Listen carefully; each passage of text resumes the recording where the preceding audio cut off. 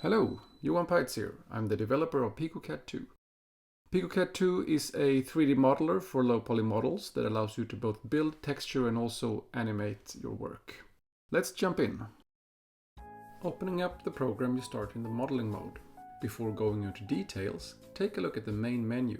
Apart from the regular things like saving and loading, there's also a link to all the shortcuts and keybinds in the program.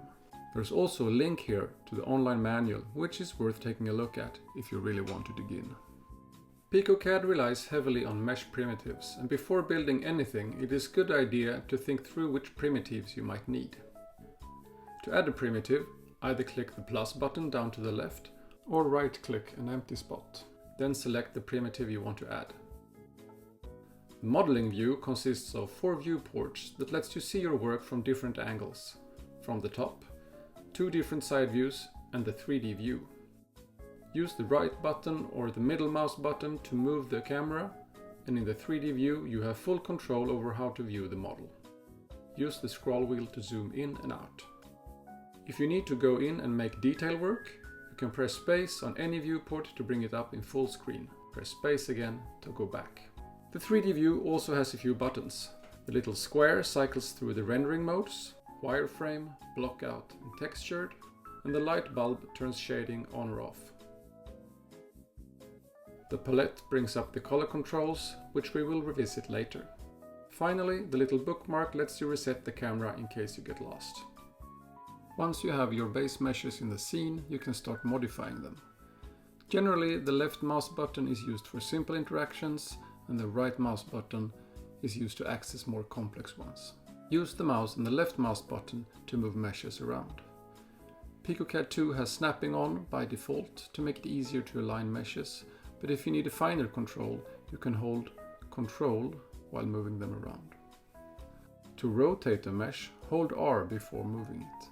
To scale a mesh, hold T before moving it. If you right-click a mesh, you get a little menu with more interactions available. Here you can modify your mesh per face and as a whole. Just experiment to see what everything does. To modify individual vertices, just click and drag. You can select multiple vertices by either holding down Shift and clicking them one by one, or draw a rectangle to select as many as you wish. Just like meshes, you can also right-click for more options. If you have a lot of meshes in the scene, you can open the overview down at the bottom left or just pressing O. Here you can organize your meshes into folders and also temporarily hide and lock meshes. As always, right-clicking brings up more options. Let's take a look at the texture mode. picoCAD 2 gives you a single texture at 128 by 128 pixels and 16 colors to work with.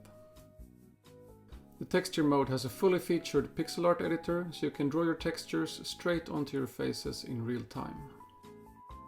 The rectangle and circle tools have 2 states, so you can also make filled shapes. If you want to change the palette, press the palette button and edit the colors you need.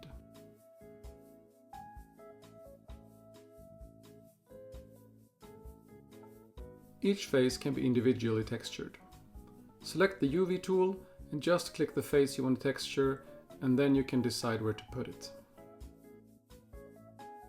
You can also move around each UV if you want finer control. Let's put something more interesting on this cube.